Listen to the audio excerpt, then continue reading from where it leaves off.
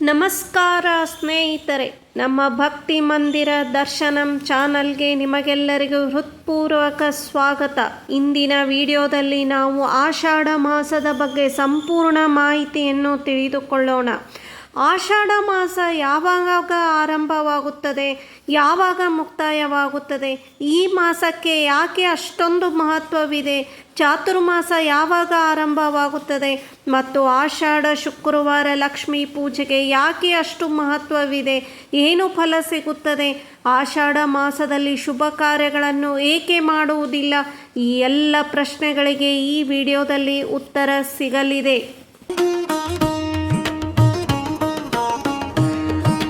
2026ರಲ್ಲಿ ಆಷಾಢ ಮಾಸವು July 15ರಂದು ಆರಂಭವಾಗಿ August 12ರಂದು ಮುಕ್ತಾಯವಾಗುತ್ತದೆ.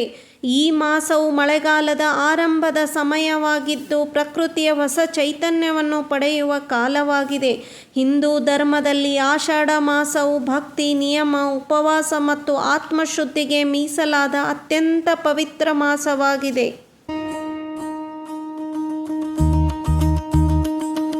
ಆಷಾಢ ಮಾಸಕ್ಕೆ ಯಾಕೆ ಇಷ್ಟು ಮಹತ್ವ? ಆಷಾಢ ಮಾಸದಲ್ಲಿ ಭಗವಾನ್ ವಿಷ್ಣುವು ಕ್ಷೀರಸಾಗರದಲ್ಲಿ ಯೋಗ ನಿದ್ರೆಗೆ ತೆರಳುತ್ತಾರೆ ಎಂದು ಪುರಾಣಗಳಲ್ಲಿ ಹೇಳಲಾಗಿದೆ. ಈ ಕಾರಣದಿಂದಲೇ ಈ ಸಮಯದಲ್ಲಿ ಮದುವೆ, ಗೃಹ ಪ್ರವೇಶ ಮುಂತಾದ ಶುಭ ಕಾರ್ಯಗಳನ್ನು ಸಾಮಾನ್ಯವಾಗಿ ನಡೆಸುವುದಿಲ್ಲ. ಈ ಮಾಸದಲ್ಲಿ ದೇವರ ಆರಾಧನೆ, ಜಪ, ಧ್ಯಾನ, ಧರ್ಮ ವ್ರತಗಳನ್ನು ಮಾಡುವುದರಿಂದ ವಿಶೇಷ ಪುಣ್ಯ ದೊರೆಯುತ್ತದೆ ಎಂದು ನಂಬಲಾಗಿದೆ. ಚಾತುರ್ಮಾಸ ಯಾವಾಗ ಆರಂಭವಾಗುತ್ತದೆ ಅಂದರೆ ಆಷಾಢ ಶುಕ್ಲ ಏಕಾದಶಿಯ ದಿನವನ್ನು ದೇವಶಯನಿ ಏಕಾದಶಿ ಎಂದು ಕರೆಯುತ್ತಾರೆ. ಈ ದಿನದಿಂದಲೇ ಚಾತುರ್ಮಾಸ ಆರಂಭವಾಗುತ್ತದೆ. ಚಾತುರ್ಮಾಸವು 4 ತಿಂಗಳ ಕಾಲ ನಡೆಯುತ್ತದೆ ಮತ್ತು ನಂತರ ಕಾರ್ತಿಕ ಶುಕ್ಲ ಏಕಾದಶಿ ಅಥವಾ ದೇವೋತ್ಥಾನಿ ಏಕಾದಶಿ ಎಂದು ಮುಕ್ತಾಯವಾಗುತ್ತದೆ. ಈ 4 ತಿಂಗಳಲ್ಲಿ ವಿಷ್ಣುವು ಯೋಗ ನಿದ್ರೆಯಲ್ಲಿರುತ್ತಾರೆ ಎಂಬ ನಂಬಿಕೆ ಇದೆ. ಆದ್ದರಿಂದ ಈ ಅವಧಿಯಲ್ಲಿ ಸಾಧು ಸಂತರು ಒಂದೇ ಸ್ಥಳದಲ್ಲಿ ವಾಸಿಸಿ ಧರ್ಮ ಪ್ರಚಾರ ಮಾಡುತ್ತಾರೆ. ಭಕ್ತರು ಉಪವಾಸ, ಜಪ, ಪಾರಾಯಣ, ದಾನ ಮತ್ತು ಪೂಜೆಗೆ ಹೆಚ್ಚಿನ ಮಹತ್ವ ನೀಡುತ್ತಾರೆ.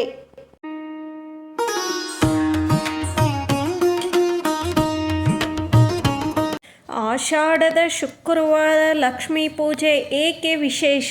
ವಿಶೇಷವಾಗಿ ಕರ್ನಾಟಕ, ಆಂಧ್ರ ಪ್ರದೇಶ ಮತ್ತು ತೆಲಂಗಾಣಗಳಲ್ಲಿ ಆಷಾಢ ಶುಕ್ರವಾರಗಳು ಮಹಾಲಕ್ಷ್ಮೀ ದೇವಿಯ ಆರಾಧನೆಗೆ ಅತ್ಯಂತ ಪವಿತ್ರ ದಿನಗಳೆಂದು ಹೇಳಲಾಗುತ್ತದೆ. ಶುಕ್ರವಾರ ಲಕ್ಷ್ಮೀ ದೇವಿಗೆ ಪ್ರಿಯವಾದ ದಿನ. ಆಷಾಢ ಮಾಸದಲ್ಲಿ ಬರುವ ಪ್ರತಿಯೊಂದು ಶುಕ್ರವಾರವು ಲಕ್ಷ್ಮಿಯ ವಿಶೇಷ ಕೃಪೆ ದೊರೆಯುವ ದಿನ ಎಂದು ನಂಬಲಾಗುತ್ತದೆ. ಶುಕ್ರವಾರ ಲಕ್ಷ್ಮೀ ಪೂಜೆ ದಿನ ಏನು ಮಾಡಬೇಕು? ಬೆಳಗ್ಗೆ ಬೇಗ ಎದ್ದು ಸ್ನಾನ ಮಾಡಿ ದೇವರ ಮನೆಯನ್ನು ಸ್ವಚ್ಛಗೊಳಿಸಬೇಕು. ಮನೆಯ ಬಾಗಿಲಿಗೆ ರಂಗೋಲಿ ಹಾಕಿ ಮಾವಿನ ಎಲೆಗಳ ತೋರಣ ಕಟ್ಟಬೇಕು. ಪೂಜಾ ಮನೆಯಲ್ಲಿ ದೀಪ ಬೆಳಗಬೇಕು. ಲಕ್ಷ್ಮೀ ದೇವಿಯ ಚಿತ್ರ ಅಥವಾ ವಿಗ್ರಹವನ್ನು ಅಲಂಕರಿಸಿ ಹೂವು, ಅರಿಶಿನ, ಕುಂಕುಮ ಸಮರ್ಪಿಸಬೇಕು. ಕಮಲದ ಹೂವು ಅಥವಾ ಕೆಂಪು ಹೂವು ಅರ್ಪಿಸಿದರೆ ಇನ್ನೂ ಶುಭ ಎಂದು ಹೇಳಲಾಗುತ್ತದೆ.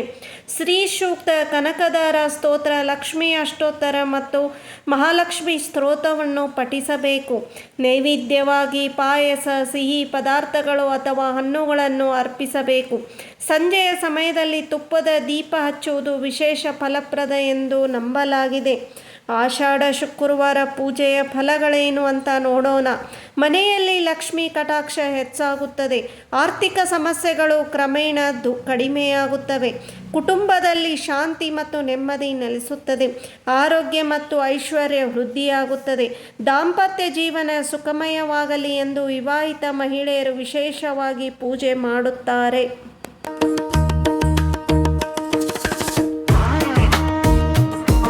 ಆಷಾಢ ಮಾಸದಲ್ಲಿ ಮಾಡಬೇಕಾದ ಪುಣ್ಯ ಕಾರ್ಯಗಳು: ಪ್ರತಿದಿನ ದೇವರ ನಾಮಸ್ಮರಣೆ ಮಾಡುವುದು, ವಿಷ್ಣು ಮತ್ತು ಲಕ್ಷ್ಮೀ ದೇವಿಯ ಪೂಜೆ, ತುಳಸಿ ಪೂಜೆ ಮಾಡುವುದು, ಗೋಪೂಜೆ ಅಥವಾ ಗೋಸೇವೆಗೆ ಸಹಾಯ ಮಾಡುವುದು, ಅನ್ನದಾನ ಮತ್ತು ಬಡವರಿಗೆ ದಾನ ಮಾಡುವುದು, ದೇವಸ್ಥಾನಗಳ ದರ್ಶನ ಮಾಡುವುದು, ಭಗವದ್ಗೀತೆ, ವಿಷ್ಣು ಸಹಸ್ರನಾಮ ಅಥವಾ ಪುರಾಣ ಪಾರಾಯಣ ಮಾಡುವುದು.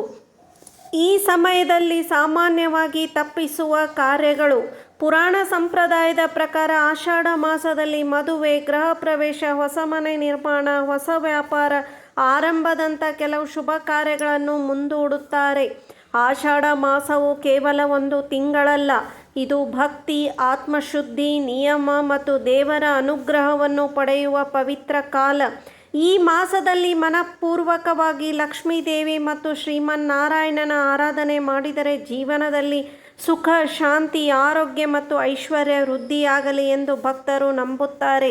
ಈ ಮಾಹಿತಿ ನಿಮಗೆ ಉಪಯುಕ್ತವೆನಿಸಿದರೆ ವಿಡಿಯೋವನ್ನು ಲೈಕ್ ಮಾಡಿ, ಶೇರ್ ಮಾಡಿ. ಇಂಥ ಧಾರ್ಮಿಕ ಮಾಹಿತಿಗಾಗಿ ನಮ್ಮ ಚಾನಲ್ ಸಬ್ಸ್ಕ್ರೈಬ್ ಮಾಡಿ. ಶ್ರೀ ಮಹಾಲಕ್ಷ್ಮೀ ದೇವಿಯ ಕೃಪೆ ನಿಮ್ಮೆಲ್ಲರ ಮೇಲಿರಲಿ. ಧನ್ಯವಾದಗಳು.